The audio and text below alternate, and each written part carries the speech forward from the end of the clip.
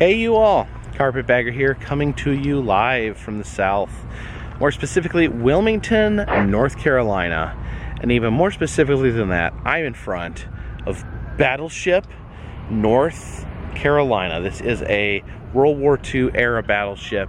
It was saved from the scrapyard and is docked here in Wilmington, North Carolina, where tourists are invited to come aboard and play amongst its many metal components. And we are gonna take a little tour of Battleship North Carolina. So please follow me.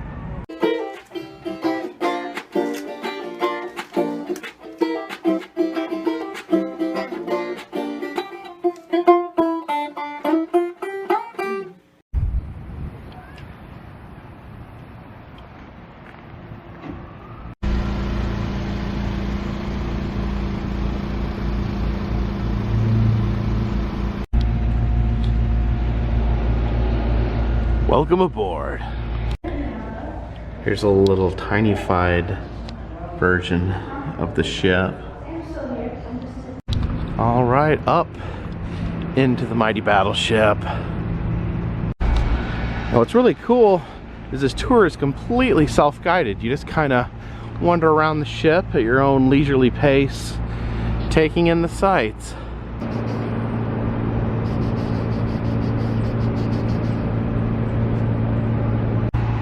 There's a plane right here that would be launched from the battleship.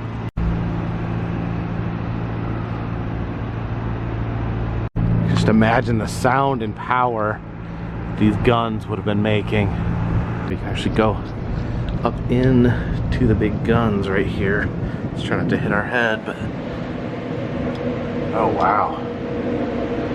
Shows like a man would be in its little enclosure operating the gun turret. You can see these guys loading in the torpedoes there.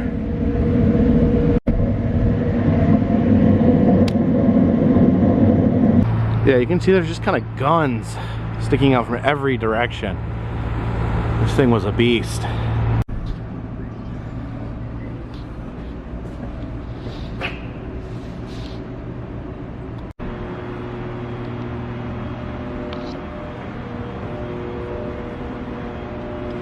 Here's where they'd line up and get their Liberty jets. Look up here, you can see all these different Japanese flags. I'm thinking these must have been symbolic of ships they destroyed or sank. These big cannons right here. Maybe peek behind, get an inside look. There you go.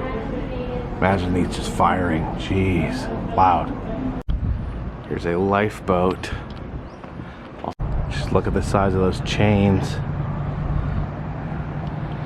You need quite a chain to strap down a battleship.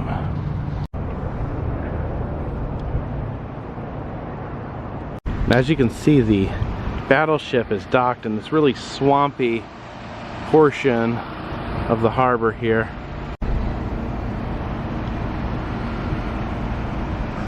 You can see there's weaponry being stored in here, different shells and whatnot. All right, let's head into the bowels of the ship.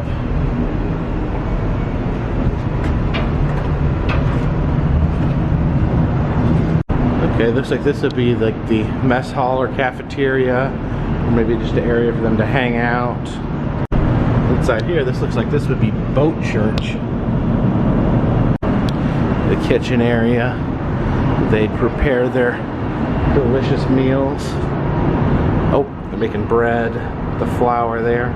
Sailors of course lived on a diet of canned cherries, donuts, and birthday cake. There's the storage room. You can see there's a bunch of onions and potatoes and cabbages. I guess when you're bad, you had to go in here and peel potatoes, or at least that they did in old cartoons.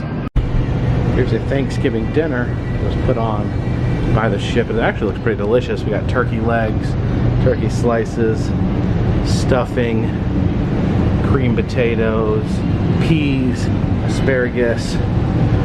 What's that? That's not sauerkraut, is it?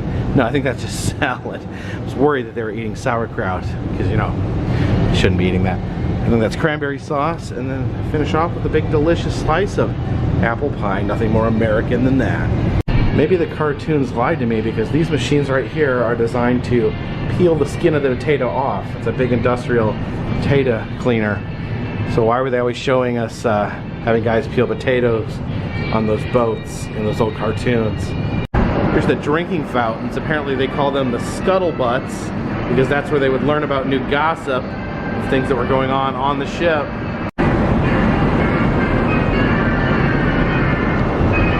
Oh, the ship actually had their own soda fountain.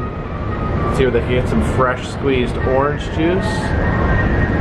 Just got a coffee machine, and it looks like, yeah, it looks like you can get ice cream sundaes made, which is pretty awesome. There's the boat barber shop. You can see they would get their hairs done, get their high and tights maintained. Pretty much everything you'd find in a city. They have their own floating post office here. See the mailboxes. Looks like this is a commissary where they can buy candy and cigarettes. There's the garbage grinder. Apparently they needed to grind their garbage very finely, because they wouldn't want to leave a trail of garbage that could be followed by an enemy. Wow, look at these sleeping quarters.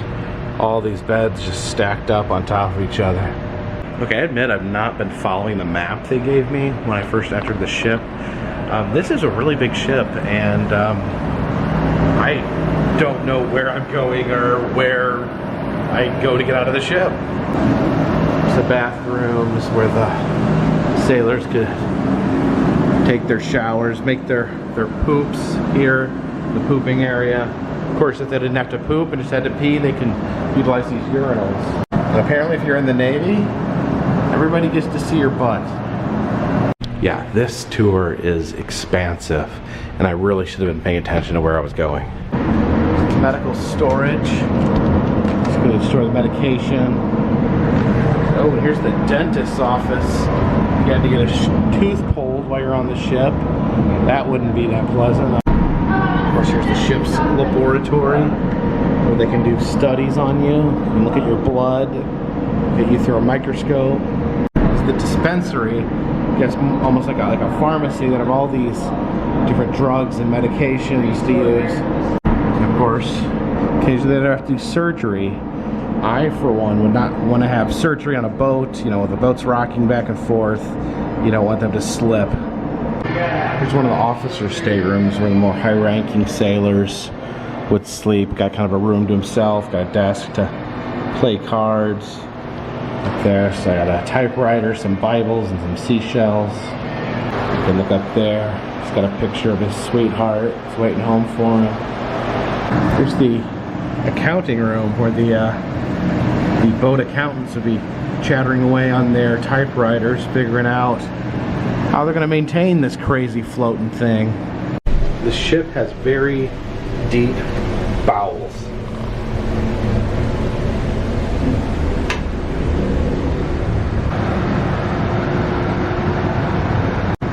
I guess this is the engine room. Lots going on here, lots of pipes, lots of machinery. Check out the grating on the floor. You can see there's other layers underneath here. And this is the berthing quarters. First I thought this was for the people to give labor in, which doesn't make a lot of sense because the ship is just full of men. But apparently this is just where the people that worked in the laundry slept. Section's labeled as the wishing well. Okay, so this is actually just a compartment that they'd use to move heavy objects to lower floors, but apparently over the years it became a tradition for tourists to throw money down there. And I guess that the money goes to help restore the ship.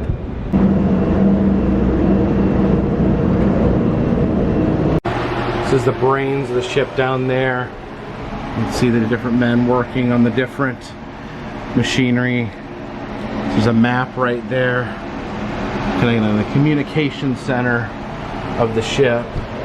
This massive thing here is actually the ship's compass. I needed this massive device to be able to keep on track. Here we see these typewriters where they would actually type in Morse code, sending messages. There's the International Morse code. This is the area where they operated all the guns on the ship. So those men hard at work. There are these missiles to be used in the massive guns. It's the storage area. Ooh, super twisty staircase. Oh wow. Yeah, look at these projectiles all stored in here. Here's a loading tray with the missiles we put here and sent up to the big guns. Now here's the gunpowder storage room.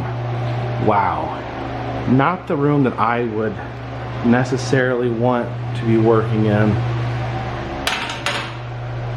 And they'd load the gunpowder on these conveyor belts, put them up here into this elevator.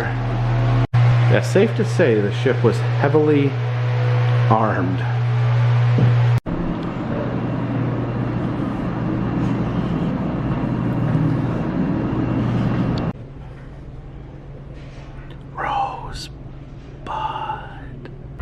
Appreciate you guys joining me here at Battleship, North Carolina. A very thorough trip through an actual battleship. And I do have a bit of advice for anyone visiting Battleship, North Carolina. Follow the arrows. Don't just think you can wander around and explore the battleship yourself. You will get lost. But it's a very thorough look from every aspect of battleship life. Appreciate you guys joining me. If you'd like to see other places I've been, check out the interactive map in the description. It'll show you where I've been, and you can make suggestions on where I should go next. Also, if you'd like to help support the channel, consider buying a t-shirt, consider donating to Patreon. A $3 or more donation will get you a postcard once a month. But for now, this one's in the bag.